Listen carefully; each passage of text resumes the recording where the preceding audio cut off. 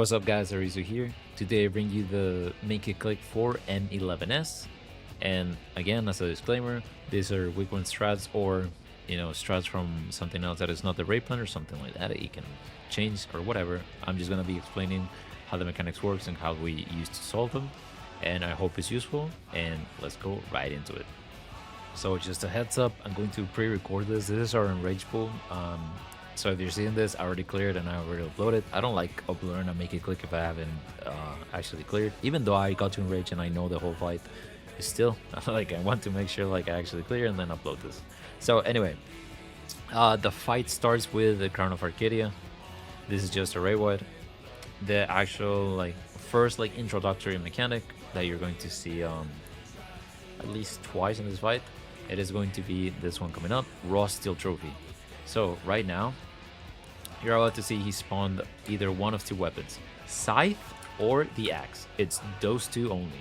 So if it's the Scythe that spawns, it's a party stack. We're standing right here, literally right here.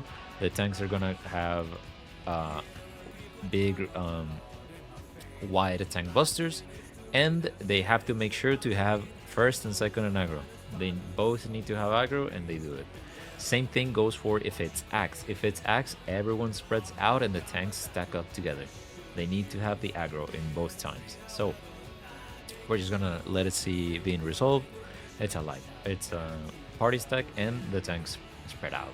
Now this is the actual first big mechanic, and it's probably the one that will get you in most trouble. This is called trophy weapons. He's going to spawn the three weapons that he always uses, which is the Scythe, the Axe, and the Sword. You don't know which one will go first. Maybe there's a tech to know which one go first, but he'll look at the one that he's going first. So in this case, he's looking at the Axe. And for trophy weapons, he's gonna go clockwise, and then clockwise to the other weapon.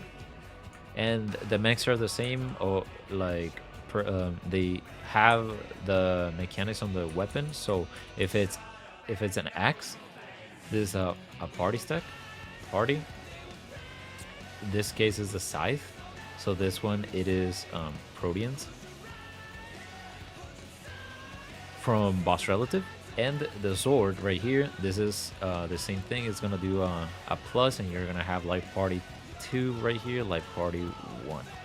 This is Protean inside the boss. I forgot to mention that. And this is the party away from the Axe. So I'm gonna let it play so you can actually see it. Assault the Vault. You're about to see that he's about to do it. He does an AoE, and boom, we get something, right? So now the next one is going to be Scythe. We go in, Boss Relative, Proteans, boom. And now for the last one, this is the live parties. And that's done. That's trophy weapons. So let's continue, because this is not the only trophy weapons that you're going to see. Now he's gonna do trophy weapons again, but you're gonna have a small mechanic in between. He's going to go back to the middle. He's gonna spawn the trophy weapons. You don't know which one is going first yet, unless you have the tech. In that case, I don't know yet.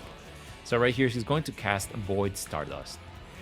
Void Stardust means that you're going to bait as a party 3 bottles right here. And at the end of these puddles, you're going to see if it's stack or spread. In this case, it's stack, so we're stacking. And now he's looking at a weapon right now. He's looking at Scythe, and you do the same thing. Protean into the next clockwise one. In this case, is the live party. Into the stack in the middle. Boom, done. Up until there, everything has been quick back to back to back. And now, there's another thing. For Void Stardust, once you're done with the 3 weapons, now you're going to bait again. 1, 2, and 3. In this case, it's spread because we had stacked just a little bit of moments before. You just wait, boom, solved. And you're gonna have a Raidwide. Now, it can be spread first and then stack. That can happen too. So now we're gonna see the next mechanic. Right here is your first 2-minute window, and he's going to do a specific big Raidwide Dance of Domination trophy. He's gonna spawn the Sword, And now basically you're going to make partners. Main tank with melee 1, off tank with melee 2, range with healer, range with healer. And the way we did it was, you know, specific spots relative to a new north. What is it relative to new north? You're gonna see it right now. It's where all the lines meet at the edge of the wall. So in this case, he's gonna do a lot of lines. Like these are all lines, you know. But the most important one, at least to me, in my opinion, is this one right here in the middle, the one that crosses through the middle of the arena. This is basically telling me that New North is either this way or this way. If I see this line, I know this is north. If I don't see any lines over here, this is south. Now, if it was vice versa, if the line was actually here, of course this is north and this is south. Now, the way we did it is that in this case, this line is meeting over here. We're gonna have one melee here, another melee here, and then this open safe spots back here. There's two open safe spots right here, but you cannot see it because of the way that I have the camera. Are for the range. This is range. This is range. This is for melees. This is for melees. And basically, you max for melees. You just max melee. For range, you know, get out. And now we're gonna let it see play so you can just see exactly how it happens.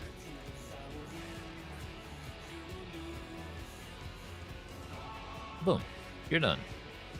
And now he's gonna do the other raw steel trophy. If at the beginning of the fight was scythe, the next one is an axe. It's guaranteed. If you don't know which one is coming up, he literally spawns it and you can just like go from there. Now we're done with up until, let's say, 1/4 of the fight. We still have a long way to go. Now he's gonna do Charybdistopia. If you saw right after that mechanic, we did not heal because this Charybdistopia, you're going to get placed at 1 HP. There's no damage. Your HP gets set to 1. So right here, he just spawned ultimate trophy weapons. This one can spawn on the southwest or southeast. If it spawns right here, this is clockwise, and we're gonna go over there. If it spawns on the other side, this is counterclockwise, and we're gonna go to the other side. This is the only time that it can go counterclockwise. And instead of 3 weapons that you're used to, it's 6 weapons. And they can repeat the mechanics back to back. So if before you were used to, let's say like the scythe into the axe into the life party, it can be like scythe, axe, life party into something, you know? They can repeat, but it's only 2 of them at most, like 2 scythes, 2 axes, 2 swords. So let's see it played out in one example. In this example, it's the axe first, so everyone's in the middle. The next spawn is the sword. So it's life party. The next one is spawning. This is scythe. So we're gonna do Proteans.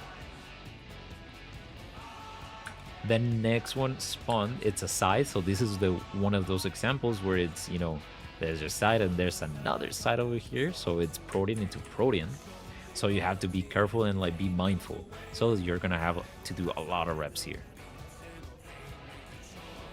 And then you just go from there, you know, clockwise and all this stuff. If it's counterclockwise, you have to get used to it. Now, there's another thing. The way the swords spawn, at least for the 3 first ones, are, you know, southwest into kind of like over here where, you know, northwest-ish was. Then the 3rd one is in here. The 4th one is on the cardinal. The 5th one is in this cardinal, and the last one is over here. Because he's gonna have like these 4 made into tornadoes. You have to be extremely careful of never touching the tornadoes. Usually, since you're moving around, you usually don't touch them, but be careful of lingering too much in the place that he just did the mechanic, so you don't actually like get clipped by them. If you get clipped by them, you get a damage sound and you get knocked back a little bit. So there might be a chance that you get knocked back like off the arena, so be careful. We continue, boom. Now, once that mechanic is done, everyone has to go to a predetermined NATO and bait a big cleave away. In my case, I like standing around here where I'm literally standing. This spot, there's a line, there's a square right here, and I just like standing right here where I am. I'm literally making a mess. But I like standing right here. So, once you do that, everyone's baiting it away. You know how big it is. You can then get close. because once the click goes off, just take a little bit. Don't get close immediately, because if you get close and you get server tick, you can still get knockback. So take it slow. I say that from experience. Anyway, now we're done with basically like we're almost at the half of the fight. This is one and only is a big Raidwide. And now he's going to do a tank buster. In this case, we're gonna move the boss a little bit to the corner because of another mech, but right now he's gonna do Great Wall of Fire. It's we're gonna have this needs to be shared, or you can implement. If you're gonna share it, you have to wild charge it and then swap places. So in this case, we're gonna implement. The tank is gonna point it towards the outside, and it's gonna leave a lingering line cleave. You just move away, boom, you just move away. So now, the reason why the boss is right here in the corner is for this specific mechanic, Orbital Omen. There's another strat out there, which is the often one, where you just keep it in the middle and then you do like a specific certain movements. It didn't work for us. We tried to make it work, but we noticed that it worked better for us to just like play it safe. So this is the playing safer one. But if you want to do the often one, do the often one. It doesn't really matter as long as your group can do it. That's all you need. So for us, we're doing the mega downtime, but it's like safe, and we know we have some DPS, and we just go to the corner. So let's go. We knew the first intersection. We just care about that one. The first intersection was right here. So basically, like this square is gonna be safe forever once it gets resolved. It gets resolved literally at the end of the cast bar right here. So you go immediately. You don't wait. Now the boss also does a cleave right there at the same time. You can barely see this one with the cast bar, Fatal Fury. So it's a front and back one. That's why we send him to the corner and we point him away from the arena so the whole arena is safe. But in this case, since we know it's on 3, our tank decided to like move it a little bit so he has like more time to get to the corner. We just let it solve, and right here we just wait. We just wait. Let it come. Like it doesn't matter where the other squares were. Like you don't care. You don't care. You just let it come to you. Like play safe. And we're gonna see this mechanic again. So that's why we're like, you know, we want consistency. Yada yada. Now, Meteorain, this mechanic. So we're gonna have the entire party northwest. If you're a melee, you're gonna go in. You want to go in because you want to bait a meteor. How do you know if you have a meteor? You see this above your head. Literally this. So now, because you want to survive the next mechanic, right here, you need to place at least 3 meteors in a line to survive something called triple Tyrannihilation, something like that. You're going to see it a little bit. Anyway, Fearsome Fireball is a line AoE. You have the tanks in front, so the party does not take that much damage because it's a big hit. Boom. Once they get hit and you place your meteor, me as a melee, the only thing I need to do is go and take line stacks. The tanks need to stay out from here because they need to take tank busters. Now, what we had was melees first. Now is the healers going in. Healers go in and they bait the meteors. One of the healers is gonna place it where we just took it, right here on northwest. Meanwhile, everyone else, you know, the range and the melee are gonna go here behind. You have to be behind the meteor. The tanks are gonna grab a tether, which is a tank buster. Once they grab that tether, they can keep off time. You know, that is fine, as long as they don't leave the tether on a meteor or another person that isn't. Now over there, the one healer is gonna place it right behind mine. The other one's gonna place it right here. It doesn't matter that AoE is gonna hit this one. It doesn't really happen. Nothing happens. So right here we placed it. The range already went in and they got it. One and 2 meteors. They already have one. They already have another one. The tanks are still outside. They're taking the tethers. This last one is gonna go placed over there. More likely, the other one is gonna place right here. After this last placement is basically the last line AoE. Boom. We move. It is the last one.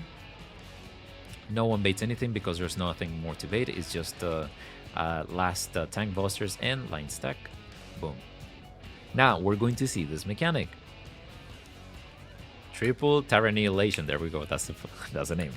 So basically, you have until the last of the cast bar to go all the way back. So Don't play it safe if it's your first time, but like you're gonna see like this animation. This animation means that this one is gonna get destroyed. Another animation like that, boom, gets destroyed. You're gonna see that 3 times. Once you see the third one, you can get close in. This is the time to melee LV3 because you're going to get knockback. Also, the pot timers, I didn't mention them, but you need to pot at the beginning and you need to pot right as you're gonna get knockback from here, so you can have a pot at the end. That's what they said, so we still haven't done it. At least not on this in this bot. I haven't done it. We were still like checking what to do because we were potting after it. So that's a big thing, because like you have to do it before. You lose a couple seconds, but it comes back up better than rage. Now, this is the biggest mechanic and probably another wall in the fight. Majestic Meteor. So let me start from this side. So Majestic Meteor, basically as a player, you have like a certain prio, and we're gonna go through the same notes that I did to one of my party members, which was, you know, you're gonna check if you're tethered or non-tethered. So I'm gonna continue the bot a little bit so you can see exactly what I got and then go from there. So it just cast. For now, let's just see this. You have to check 2 things. I am non-tethered. So if I'm non-tethered, I have to check out one important thing. If it's cursed or not. What does that mean? So there's one side of the arena that has the portals. Like the portals can spawn either like that, split up, or they can spawn together. Now, it's cursed if they spawn like that, away from each other, and it's gonna cleave like this. There's this line right here. It's gonna cleave this line. That is cursed, meaning they have to do specific movement so they can live the Majestic Meteor. In my case, so I'm gonna go with this, like we have specific spots for towers, so I know I'm non-tethered. Non-tethered, I stay here. So we're gonna see this, and basically you want to stand in the same, you want to stay in the same tower. So I'm gonna aim myself, you know, in the same platform. You come over here, you get close. Since I'm non-tethered, I must bait. How do you bait? You go inside the hitbox.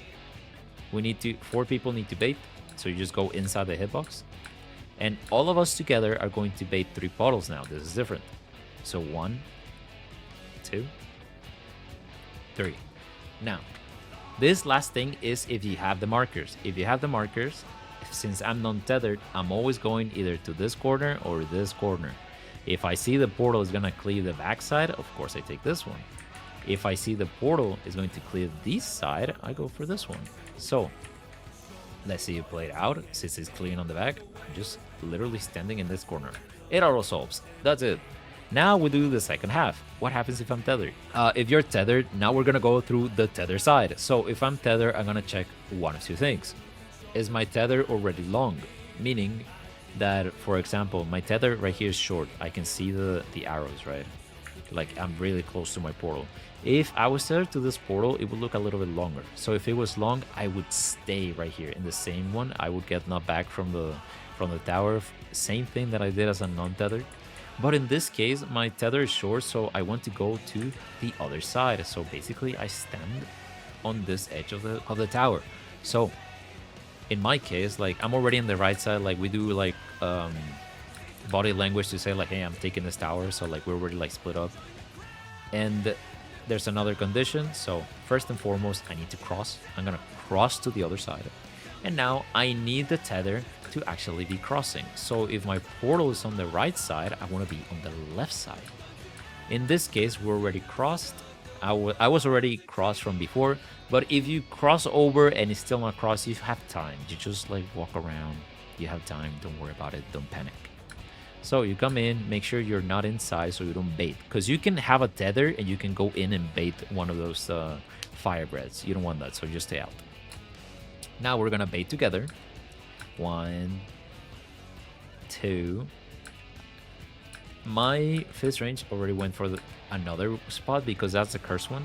But for now, the tether right here, I'm gonna stand. I usually make like a small like invisible line through the middle of the marker and then just move a little bit up, either here or here.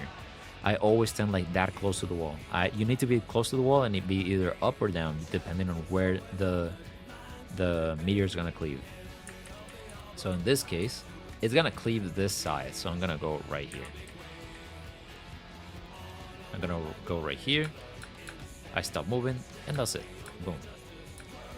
Now, I mentioned the curse one, right?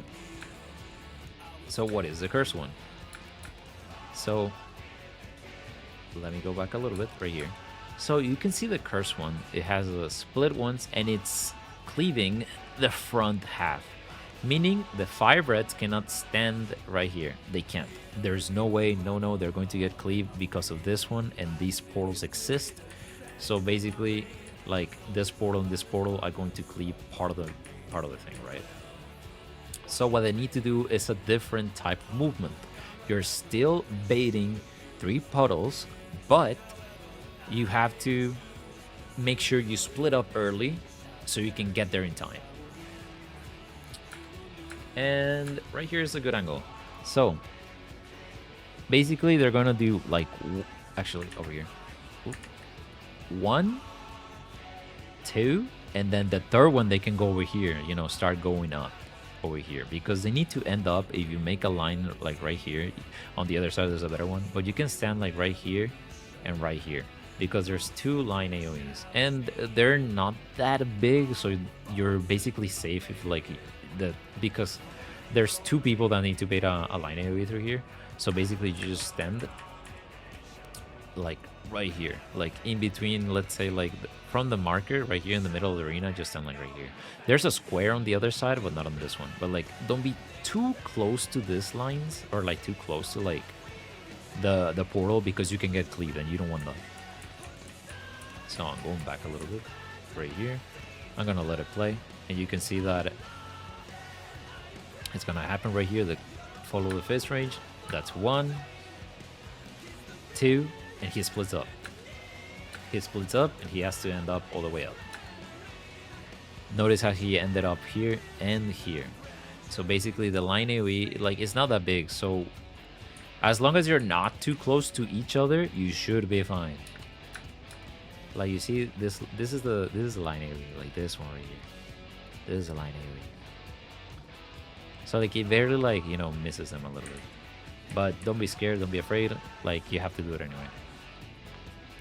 Okay, so we had an unfortunate in this VOD, because like this is unfortunate, but you can heal through it, but it's really tough. So Massive Meteor, 5-hit party stack, and you need 4 people, so it doesn't hurt as much.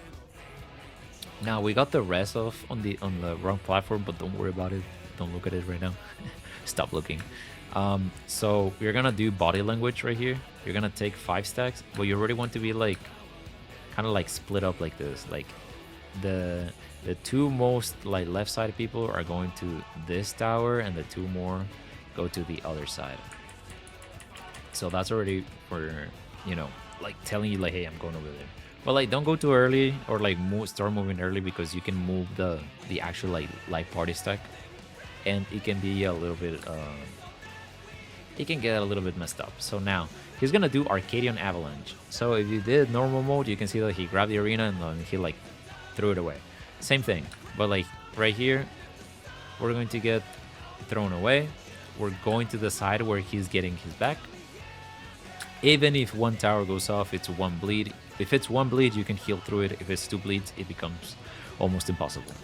So like for now, we're just healing. And right here, he's gonna either throw it to the left or the right side. You don't know until he actually turns. But for me, I do it differently. There's 1 hand that he places on top. This hand. It's that of a minuscule detail that I saw that if it's the right hand, you go to the right. If it was the left hand, you go to the left. I checked on the VODs and I noticed that my theory was through. So from right here, I'm already telling my people like, right. I turn my camera, I start going. And then you just dodge it, go. And that's pretty much Majestic Meteor. Holy. That's pretty much it for one of the biggest like walls in this game, in this fight. And we're gonna see another tank buster into another omen. As you're gonna let it play so you can see that is exactly the same thing that we're doing.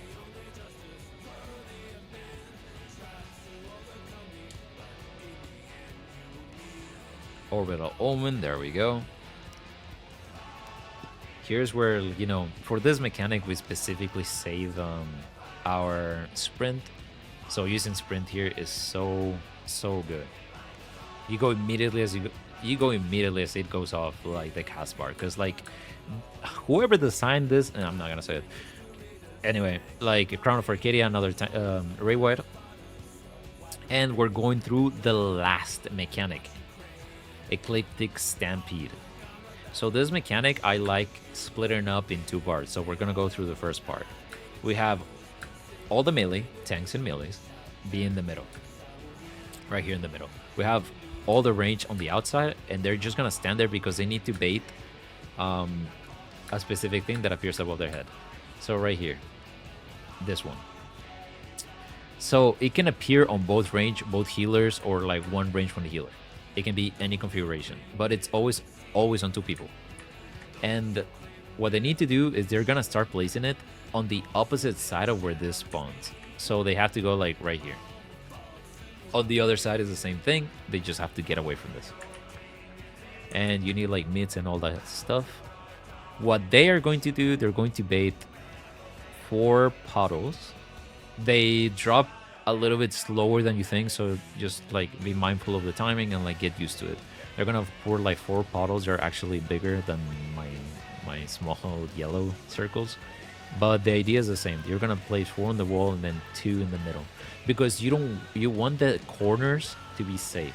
You want the corners to be safe, and that there needs to be like no puddles. You're gonna see it in a bit. Meanwhile, everyone else, including those that did not get selected, the range that did not get selected, are going to do a little bit of a run around. In our case, we started from the middle. 1, going clockwise, 2, 3. We're gonna do 6 puddles. 4, 5.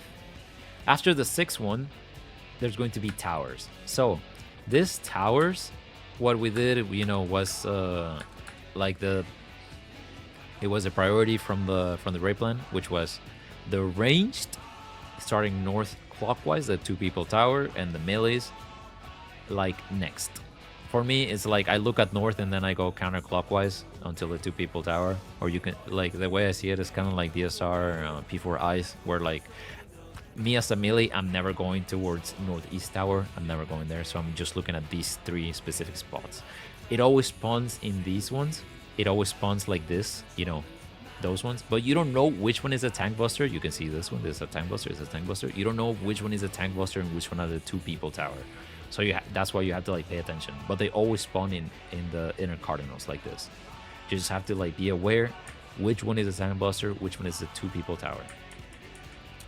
Once that is done, everyone comes in a little bit and they a little bit spread. As you can see, we see like all of this stuff is covered with lava. We don't like, this is bad, right? You know, dude. Now, we're gonna get tethered to a portal. Those who do not get tethered, they literally just go in the middle, stand still until it's their time to bait something.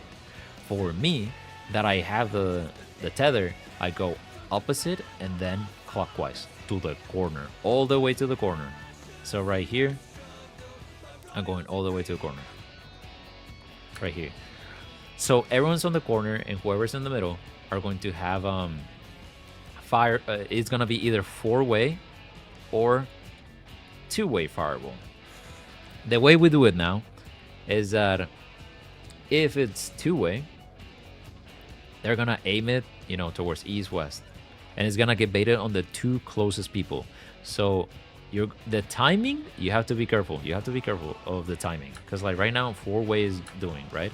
You cannot go outside the hitbox because like it's going halfway through the cast bar right now, and like you can see this, like you see this like square, right? Don't go out because you may get clipped and you don't want that. So now is the time to actually start like pointing them. 4-way in this VOD, we did it how we did in the Raidplan, which is like, you know, the inner cardinals. But like, I think personally it's too much damage, and like if you take a little bit too much damage, like you just die. So I just like dodge it. Because with good mid, you know, we have Feint, we have Addle, we have Expedience, we have Soil. You can live it. You don't need two people to like, you know, actually like be there, you know. In our case, we're now doing it like Cardinal and just miding it, because that's what Xeno's group did it, and other groups did it. So like that's how we did it. And that's pretty much it. One more Raidwide, and then you're gonna see the Enrage, or at least, you know, the soft Enrage, which is just Heartbreak Kick. And then after that is Enrage, and yeah, that's pretty much the entire fight. For this one though, there's something to make notice though. Is our Heartbreak Kick, the way we did it was first is the whole static, the whole party. You literally just have them there. And then for the second one, it's gonna last longer, and the damage up goes up. The damage up goes up. Yeah, it gets another damage up. It has 2 now. So the tanks in this case, they're gonna take 1 hit, and then he's going to get out. And they're going to be immune, because this one lasts like 13 seconds and the immune only lasts 10. So they just have to like stand there for like 3 seconds, get out, and that's it. Now for this last one, we have the Dark Knight taking it. The Paladin is taking a couple hits with them. Boom. 2 hits and they're out. So now they're living that proc and they can go on. And this is your last burst window. You pot it here, you go ham, you know. My pot is late because we have the wrong timing, but you know, you're supposed to pot a little bit earlier, and then this boss is dead. After that, you know, it is GG's, and I hope this was useful, and I'll see you guys on the next one.